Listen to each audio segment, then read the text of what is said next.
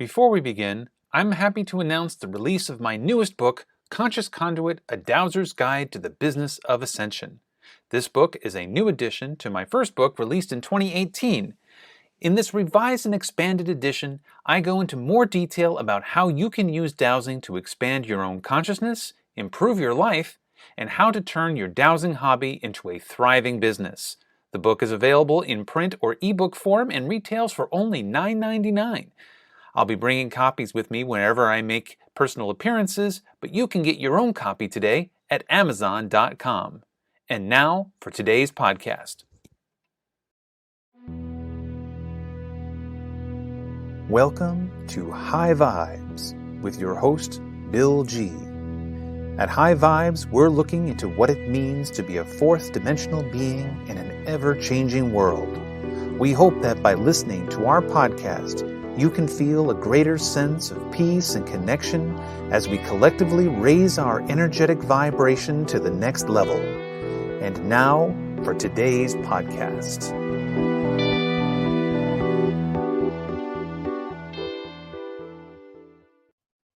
Hello and welcome to High Vibes. I'm your host, Bill G, and today's special guest is Tashina Nebedum. Tashina is a death doula, and we had the pleasure of meeting each other at a psychic fair that I was doing at the Wilson Castle in Proctor, and she happens to be a fellow resident of Rutland, Vermont, same as me, so we are like super local to each other. And while we were talking at the psychic fair, she mentioned that she is a death doula and does hospice work as well. So I thought it would be a great idea to bring her on the show, especially since this episode will be airing on Halloween. So talking about death and dying would be is appropriate for Halloween. And so here we are, and welcome to the show. Thank you. Thank you. So this is something I usually ask guests on the show when we come on is what inspired you to get into death doula work? Well, first of all, before we even get into that, what is a death doula and how did you find yourself getting into that kind of work? So the thing is, most people think the death doula is one that is entering you into death, like they're trying to help you in your life. But that is the complete opposite. A death doula, for me anyway, is all end of life care. So it can be as early as a person having a terminal illness and they want to get their belongings and everything in order for end of life. That can be companionship because they don't have any family members and they know that they're actively dying and they don't have much longer and they want to spend time with someone and talk to someone just about what happened in their life. That could be actual caregiving. I don't go too deep into that, but assisting with that as well. That's advanced directives. That is just anything that has to do with transitioning. It's bereavement. It's some of everything, but it doesn't necessarily have to be someone that's actively dying. It can be a senior that decided that they want to plan out everything so that their family don't scramble when that day comes. And we go really good hand in hand with hospice care. So it would be almost like having an additional person that can extend their services a little further than maybe the hospice normally can on a day-to-day basis.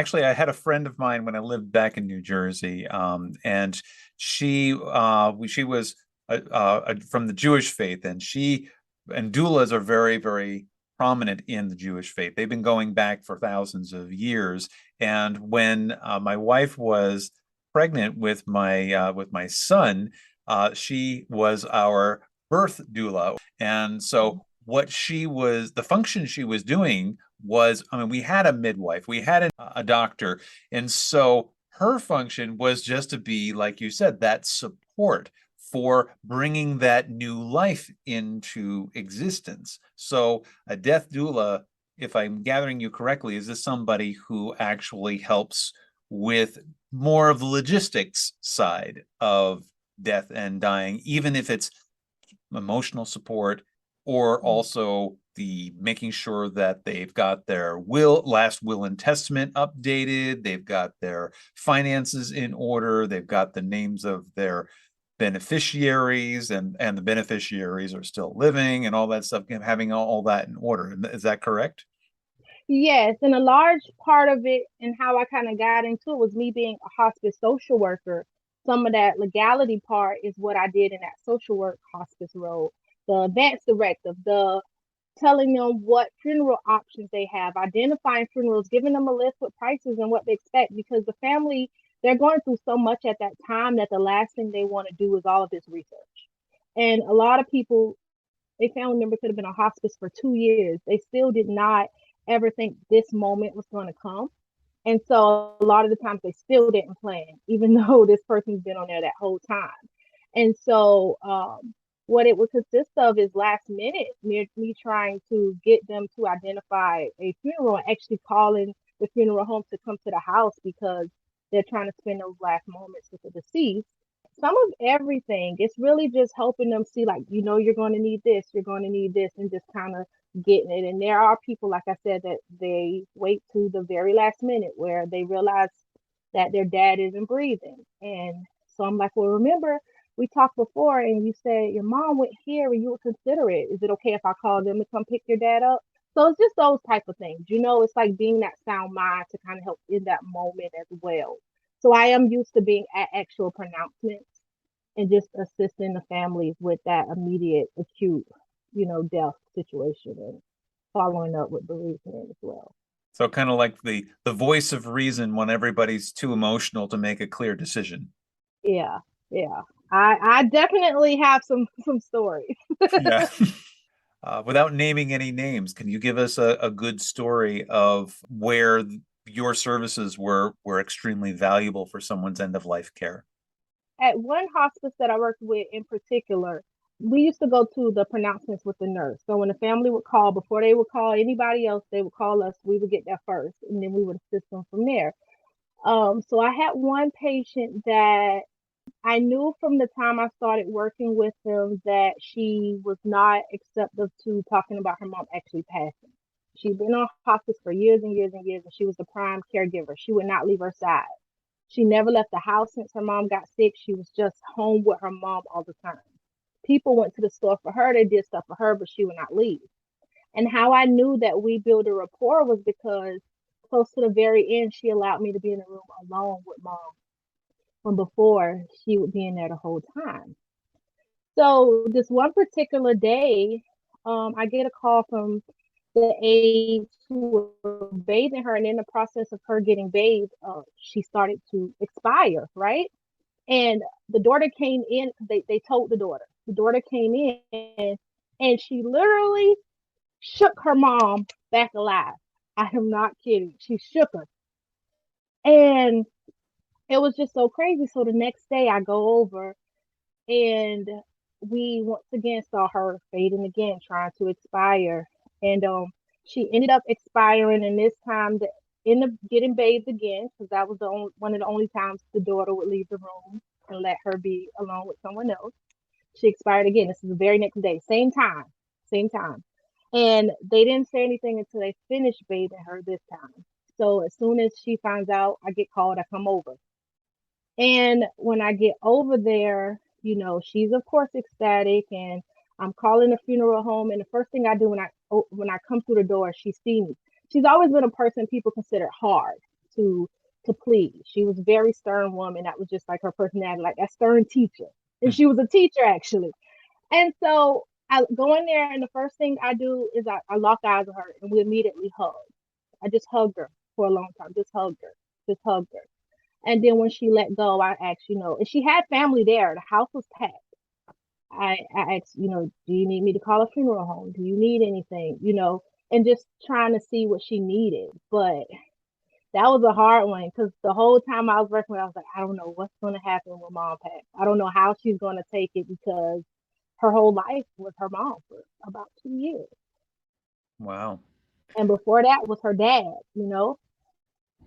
And so her mom was choosing the time of her passing when her daughter was not in the room because she knew that her daughter would not handle it well. Yeah, yeah. She used to talk around her, even though her mom was not responsible for a while. She would talk around her and she would say how she did. And when they were alone, she told me she would tell her, like, don't leave me. You know, she literally was telling her mom that. Wow. So she knew I cannot leave while she's in here. Wow. And So so when she finally did pass, you were there to help she, be the voice of reason again in a room full of chaos. Now did definitely. now And I'm I assuming, stayed there until the funeral home takes the body out. I talk with family. I stay around a little bit longer, and then I would just follow up in a few days. I usually go to the funeral also. okay. How was she at the funeral? At the funeral, she was good, and I touched bases with her a week later, and she was still sad, but she was doing a lot better than I thought she would. And I remember talking to her and trying to get her to look more into the future. Like, what are you going to do now? Are you going to go on that trip we talked about? Are you considering going back to work? Because at this point, she had been out of work for so long. Because, like I said, she went from dad to mom, and she was like, I don't know, but I know I want to do something. I want to go somewhere. And I said, just think about someplace you've always wanted to go. So, if you consider it from mom to dad, I think she had been a caregiver for at least 4 years. Right. Okay. So what kind of training or certification does a death doula require? So it's funny that you say that there is no mandated requirement, but I did want to go that route because it does give you some authenticity with, showing, hey, I did go through this. I did get some additional training from someone that's been doing death doula for a while, even though I felt like I've already had that experience. But it was just something that I wanted to add to my resume, if you can. Even as far as a universal or a national, like board or department or something that's over it, it's not one. That's something that they have in the works right now for deaf doulas. But I actually did a deaf doula program called Ontario School of Universal Energy. So it's located in Ontario, Canada, and it was about 2 months worth. I think we did like 2 classes a week and did the training, and then we did a test at the end, and then we got official certificate. They are pretty linked with several different doulas services in North America, but like I said, it's not one giant entity. It's not as universal in the definition of what you need and stuff. So as of now, someone could just wake up one day and say, "I want to be a deaf doula." Okay. So you started off with a master's in social work.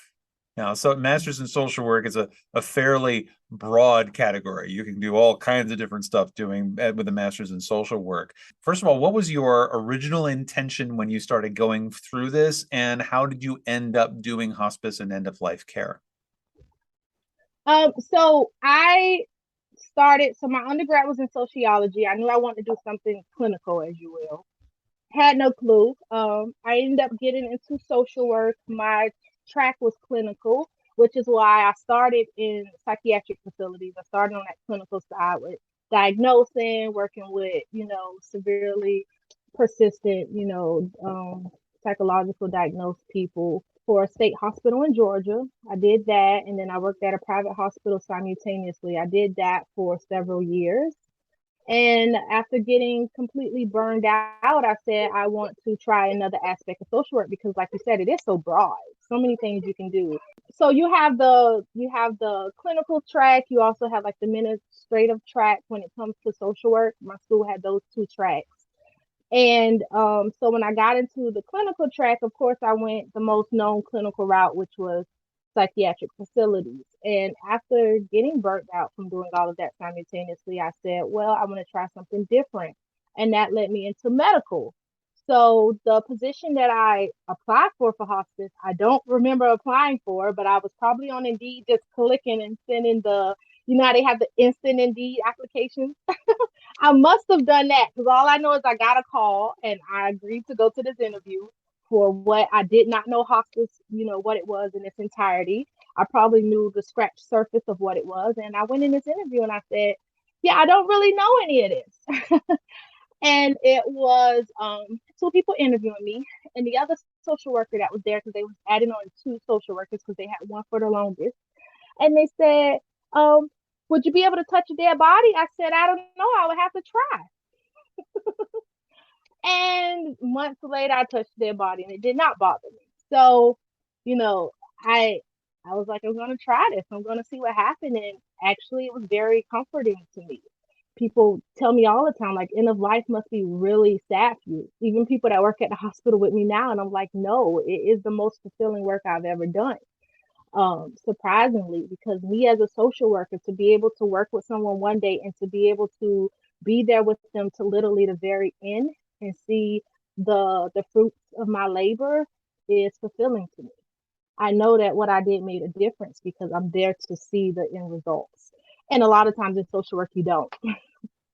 Yes, yes. I've heard tale of social workers who like they work with youth and family services, or they work with a lot of state workers or social workers, and yeah, there's a high burnout rate because the Mm-hmm. work never ends. And sometimes you are witnessing someone getting worse rather than getting better, or a family situation deteriorating rather than getting better.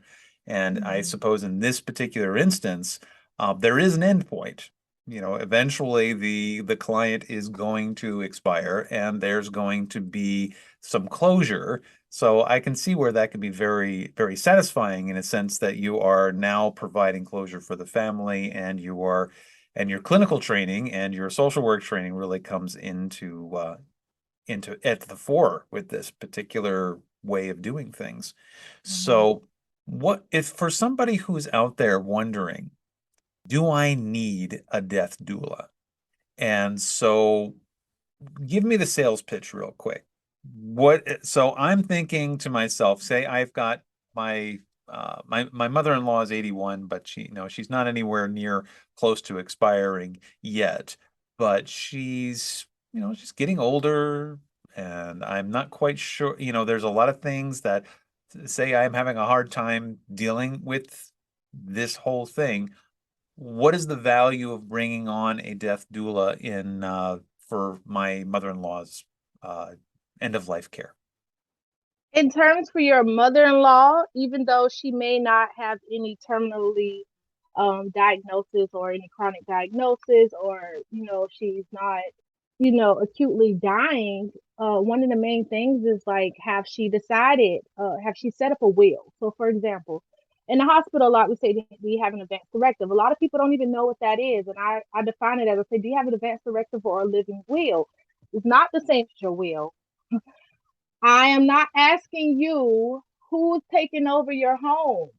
I'm asking you who's going to make that decision of whether or not you get a feeding tube when you can't talk and make that decision on your own. You don't have to be 88, 78, even 68 to have a paper like that on file at your local hospital. You can have a car accident and not be able to verbalize what's going on with you. But a lot of people say, "Oh no, I'm not old enough for that." And I'm like, that's not something that has an age range on it. So I do want to mention that. The And biggie is, I have something to add on that. For the state of Vermont, they have an excellent advanced directive program that is actually administered by the state government. yeah, the Vermont Advanced Directive Registry. Literally, when people complete them at the hospital, I send it in the email to them. You get a reply back saying we received it. If you hear back from us, something is incomplete about this application. If you don't, we've accepted it and it's now on file. Once it's on file, any hospital, any doctor's office, any medical facility can pull up your advance directive in the state of Vermont. So for your mother-in-law, it would be getting an advance directive. It would be if she does want to get in contact with getting a will.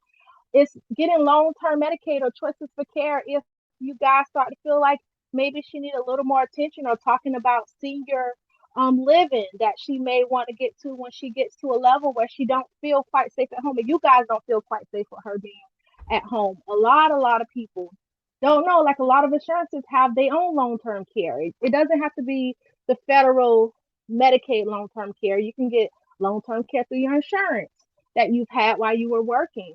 So that's something that can be discussed while you're a working individual. Like, how do I pay into this? So 30, 40 years from now, if I decide I don't want to be a burden on my family, I want to live in a senior residence, how do I go about making sure that I'm able to afford that? That is also financial proxies on top of the healthcare proxy, because an advance directive is a healthcare proxy. What about a financial one? I have someone now, they're now really gone and demented, and they're in the hospital and they got nobody. And before they came in, they had the capacities to make their own decisions, and now they can't tell us anything. What do we do with their money? What do we do with their house, their car, their belongings as a hospital?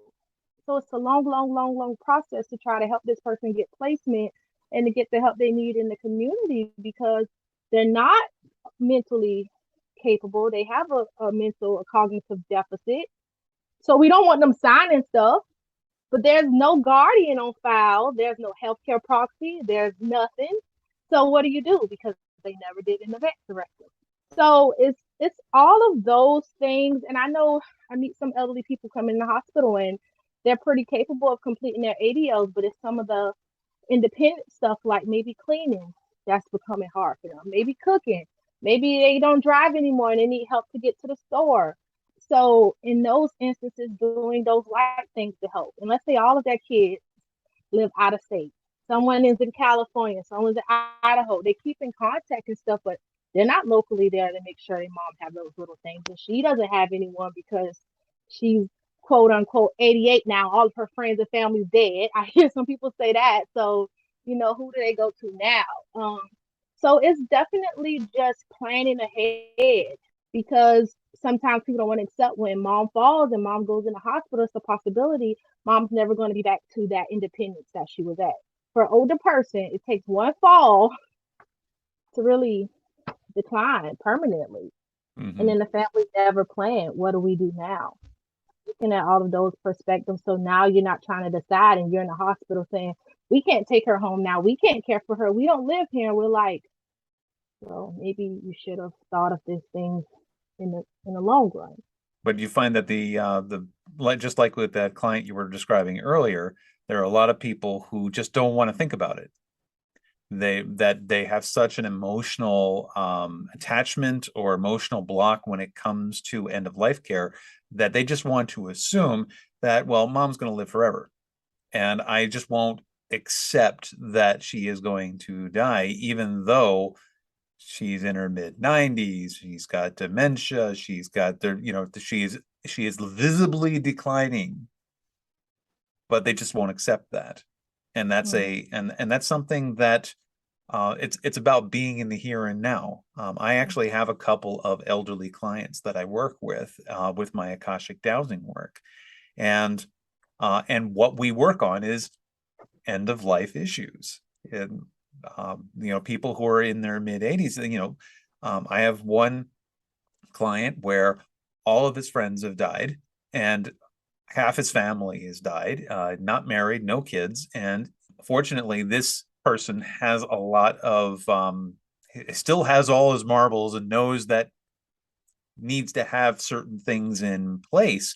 But like you said, he comes into the hospital emergency room because he had a slip and fall, and now he's had a heart attack or a stroke, and that's not good. The work that we're doing around the Akashic dowsing is trying to figure out what is their high self trying to tell them as far as their own end of life care, or just their present care, because like right now they're in good health. And so when we read the Akashic dowsing, or we read the charts, we get to a point where we're like, okay, this is where your present moment is. And so everything you're doing right now, good on you. You're making all the changes you need to make. However, and I always bring in that caveat, however, you need to be prepared to change on a dime should something happen, because the charts don't tell you what's going to happen tomorrow. They're only telling you what's happening right now in this moment. They're not predictors of the future. Because if you have a stroke tomorrow, or you break a hip tomorrow, everything that's on this list right now of everything you've taken care of, we get to throw that out the window, and we have something completely different, and you need to have a plan in place. And so I do advise my clients that way, especially the ones that are, elderly, or who are at risk for this type of thing. But it also goes for people who are younger than that too, because you never know. And it's getting people to understand that it's no age on death. Luckily though, I've only dealt with elderly people who had come to a place where they were accepting their death. So I tell people that all the time, like when it comes to, the age and stuff, that it really doesn't matter. Um, and I got into my story, and I don't know where I was going with that, but I had an individual that I was meeting with, and I said, hey, I was thinking about coming to see you on Monday. Is that okay? And they said, no, I'm not going to be here on Monday. And I'm like, you're not going to be here. Where are you going? And they're like, I'm gonna pass over the weekend. My family's coming to town. I'm gonna spend time with my family, and I'm gonna go. And I came in on Monday, and that person had expired on Sunday. Wow. So he knew.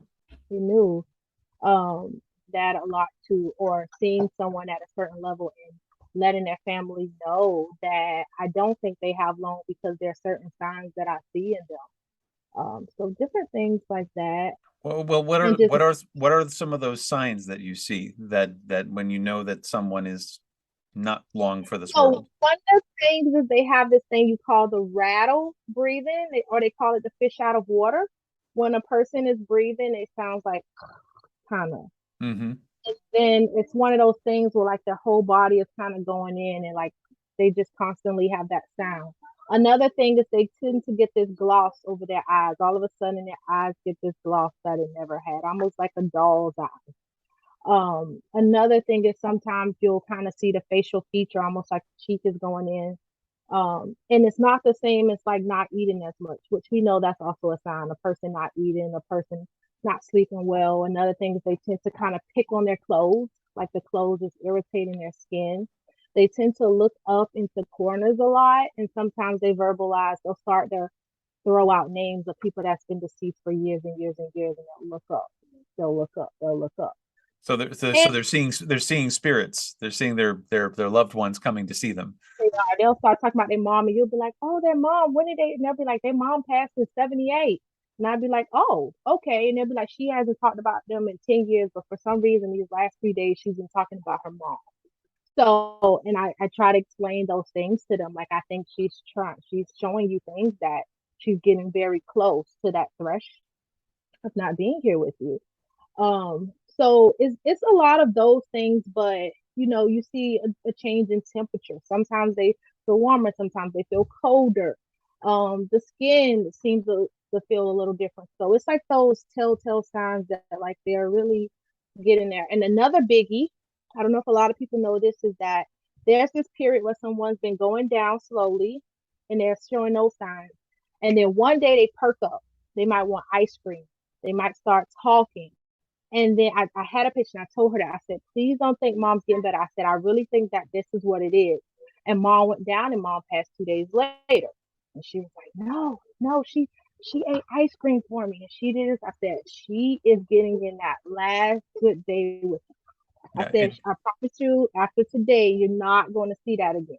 So I have this end of life book. It's my favorite one. It's like a little pamphlet, and it breaks down like you see these signs within the last couple months. You see this within the last week. You see this within the last days, and it shows that. And when we feel like they're transitioning is when I go through the book with them. And when they ask, or if they ask me how much longer do you think she have, I go through it, and they go, I've seen that. I say, oh, you have. This is listed on in the next 3 months. And they'll say, oh, I saw that. And be like, oh, okay. What? So I let them go through that instead of saying, no, I think mom got one more day. No, at the end of the day, it's not in my hands to say, but I do definitely just go through it and let them kind of see like, this is what you're seeing. So. Okay, that's very, very interesting. So if people wanted to reach out to you for your services, how can they contact you? Now, I understand you're in the Rutland, Vermont area. I assume that you basically work in person with people. You don't really you branch out beyond like remote work or anything like that, right? Would prefer not to, but I am willing to do some remote.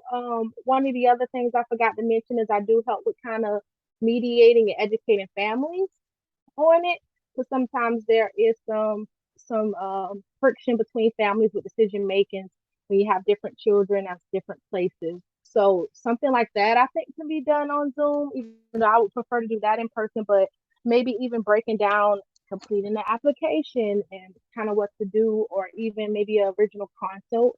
I could do those in person if maybe they're a little bit further. So, where can people find you on Facebook? People can find me at under End of Life Doula Tashina. Excellent. Now, now is Death Doula generally covered by insurance, or is this usually out of pocket? It's usually out of pocket. But Yeah. definitely worth it. I mean, it sounds like that you can have all these clinical people, you can have your nurses and your doctors and your funeral directors and all these people who are some of them are covered by insurance, some of them aren't. But Mm-hmm. where all that lacks is the peace of mind that comes along with this process. And that's where the doula comes in place here, that to provide that closure, to provide that means to get to that final destination without a whole lot of stress. And so I think it's very, very much worth it. Or for the people who aren't really ready for palliative care or hospice, but they do want some of that end of life stuff kind of planned out. But someone can also get that in addition to palliative and hospice as well. I do want to reiterate that because some people feel like it might clash, and Right. it won't. The same way you have a whole team of hospice individuals who can only give you but so much because they have so many people. A death doula, a lot like a birthing doula, when they sign on with you, they are saying they're going to be with you throughout this whole process, and they're available 24/7 to be able to assist you in any way. So it's the same in that sense. Right. And that can be invaluable, especially when you're dealing with somebody who doesn't have a whole lot of family, or they have a family where it's a dysfunctional family, where things are not going the way they should be going, or that people have emotional problems or addiction problems, or there's all kinds of stuff happening, and you need that additional support to get through that. Or family want a point of contact, a person that can check on mom and update them and say, hey, this is how your mom's been lately when I've been checking in on her, you know? Because, like you said, there are people who live 2 hours away and they only can visit so often. And if emergency happens, who's going to be able to go and assist mom if she needs it? And so, even on instances like that, would be valuable as well. And as a final note, I want to encourage anybody who's listening is that the advance directive, whether you live in Vermont or any other state that you live in, getting an advance directive is absolutely imperative, no matter what your age, no matter what your family situation is. That way you can know for certain that your final wishes are going to be adhered to, no matter whether or not you have the ability to make decisions on your own or not. And you especially want that, right now, hey, I'm in good health, and things are okay, but you can get into a car accident tomorrow and all of a sudden you can't talk Yeah. anymore, or you have a traumatic brain injury, and oh no, now you don't have the ability to express your wishes. If you really don't want to be on the ventilator, or if you want to name a specific person in your family that you trust, or you're going to name somebody who is not in your family who you trust to make those medical decisions for you, because it automatically defaults to next of kin in the event that you don't have this directive in place. And it could be that next of kin person is someone you do not want making decisions for you, at least those end of life decisions for you. So That's why getting that advance directive is so important, and more important, I think, than a will. And I want to interject with, for some people who kind of go to different states, so you see on the border how we have some people in New York that come and get medical attention. In Vermont, each state only recognizes their own, but there is another document that is an advance directive called the Five Wishes, and a lot of states recognize that. And that can be almost like a universal thing. If you are a person who travel a lot, or you just kind of live between two states or anything along those lines, it's called Five Wishes, and you can complete that, and it's an advance directive, and majority of the states recognize that as well. Excellent. So it was wonderful for you to come and talk to us today. And everyone, thank you very much for listening, and we will see you next time. Thank you for listening. For more information about Bill and Nina G, please go to www.vitalbioenergetics.com. See you next time.